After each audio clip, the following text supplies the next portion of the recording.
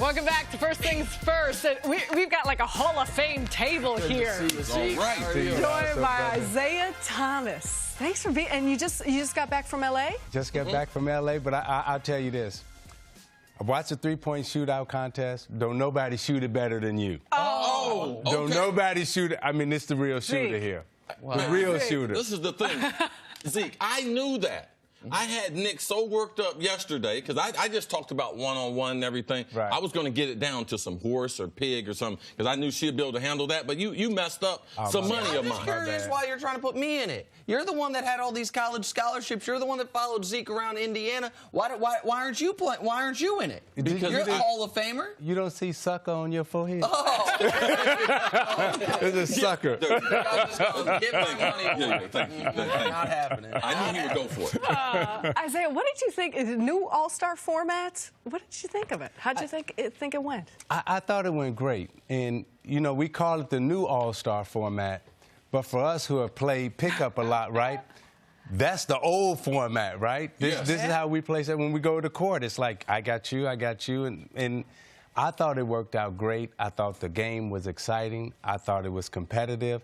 And I thought LeBron James did a good job in terms of setting the tone, in terms of this is how we're going to play, this is how we're going to be. And I also think they heard the backlash from last year from the fans and all of us saying, hey, this is not what an All-Star game should be about. You know, it's amazing that I'm in this position because yesterday it seemed everyone, and now you're doing it, echoing it as well, everyone was giving LeBron more credit than I was for setting the tone. Yeah, you should let us do that. I mean, we'll get there. Yes, LeBron was part of setting the tone, but I don't think it works if Durant is not on that opening possession out there pressuring Curry 30 feet from the basket. If you don't have, Steph was kind of, you know, humorously eating popcorn on the sideline, but obviously while he was in the game, he was into it. And then you also had the younger guys, Giannis and Embiid, two of the young starters, saying, "Oh, okay, like this could be a star turn for me." Giannis struggled a bit. I thought Embiid did well in it. I thought all the guys embraced the new format, embraced the charity aspect of it, and as you mentioned, they heard the criticism from guys such as yourself and other of the all-time greats. I think all of us. Yeah, but I think they care more about when you say it, when guys that were the guys they look up to as basketball stars saying, man, the All-Star game used to mean something. Like, that's what I wanted. What did the All-Star game mean when you were playing it? Well, we understood the magnitude of the All-Star game in terms of the responsibility that we had as players to move the game forward. I mean, when you are the best players in the game, you have a responsibility generationally, right? As those of us who have been in the union, we always look at and say, Sarah, what we have to do to make sure that the next generation eats better, lives better, and play better. And for a while, this generation of players, they have forgot their responsibility to the next generation coming forward. Not from a playing standpoint, but just from the All-Star game standpoint.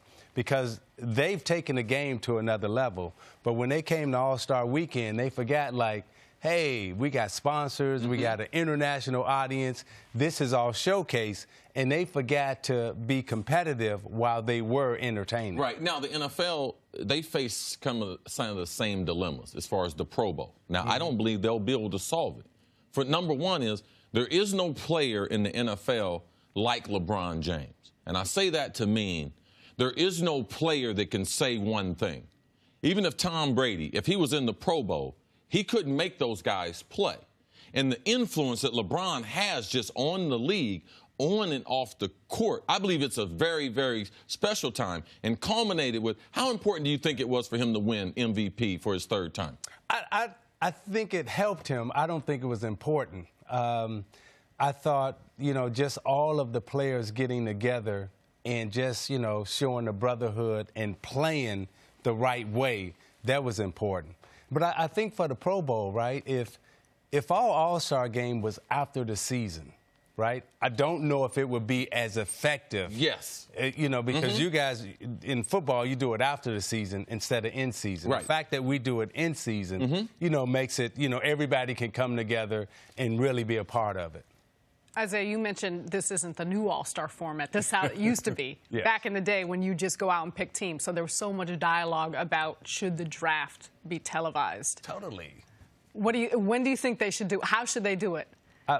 I think they should do it, 2 days before. Friday night, all the guys out there, jerseys on the court, Yeah. right? Yeah, and then you can let people get mad because when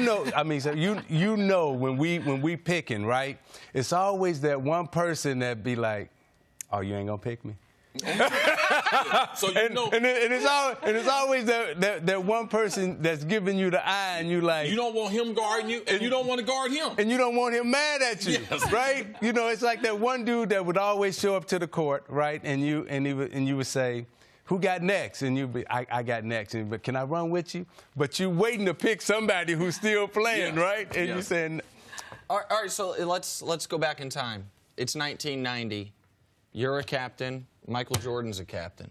Right. You have the #1 pick. And again, we can fudge the years a little bit. But tell me what those teams look like. What year you say? I said 1990. I'm sorry. Okay. You guys had Right. the year after you guys won your second title, right? That would have Okay. been 1990. Right. You and Jordan considered the two Right. best players in the league. You guys are the two captains. That way, we don't have to worry about one of you guys picking Right. the other one. So just you have the first pick. What are you doing? I got Magic. You got Magic. Yeah. Do you have any idea who Michael goes with? He'd probably take Pippen. Pippen, he just got there. Yeah, probably take There you go. Who's your first big man off the board? Probably Lambeer. Lambeer. Hold on. You can't take Lambeer first, man. Dude, let me tell you something. Yeah. I'm taking my teammates. They would understand Magic being the first pick. Mm-hmm. After that, I'm taking Rodman, I'm taking Lambeer, I'm taking all the Pistons. They didn't get named. And we're playing against everybody, right? So you don't, I like it. You don't care about any of the guys' feeling. You're gonna pick the best team for you to hoop that day. That day, and then when I have to go When back you to go the back locker home. room. Yes. He does care. Yes, I got to go back to the locker room. Akeem Olajuwon is sitting right there. Patrick Ewing is sitting right there. David Robinson. Dude, I love you. And to this day, right? Mm-hmm. I'm with Lambeer over David Robinson. I'm with Lambeer over Patrick Ewing. I'm with Lambeer over Olajuwon. Yeah. I'm with Lambeer. I'm with Lambeer over Abdul-Jabbar. All right, well, I mean, You got rings to back it up. Yeah. And by the way, he didn't foul Kareem on that last play. That's the second time really brought this up. The finals. Oh God. I'm riding with the people who are in the car with me. Okay. It's us against the world. You ain't seen that T-shirt, Detroit against everybody? Yeah. That's us. Yeah, Detroit's been taking those losses, though. You're trying to help them out, but it's fine. Yeah, now, last question, and I know it's important to you because the impact that you made on me as a 14-year-old when I first met you. The saying that we as athletes are just athletes. Where does that stand with you? Who I saw you as an athlete do things for me as a kid who I didn't have no promise. You had just met me. But the impact that you've made on young people traveling around the world playing basketball, where does that sit with you, you just being just an athlete? Well, first of all, you have to see past our jersey. We're not just an athlete, right? We're citizens, right? We live in this country. And by the way, when they say education is about participation and observation, so when you're talking about race and politics in this country, right, in sport, and by the way, I'm studied. Yeah. Right? I got my master's. Yeah. In this conversation here that we're talking about in race, sports, and cultural studies, when you're talking about participation and observation, LeBron James has participated in sport. He's participated as a citizen. So therefore, he has the right to critique what's happening in this country from an observation standpoint. So his observation as a sports person, as a citizen, and also as a participant in society where we're talking about race, okay, there is no more of an authority figure to talk about these things than him. So athletes have always had the benefit in the platform to talk about race, society, and politics because of their unique personal experience of observation and participation. So they are the experts.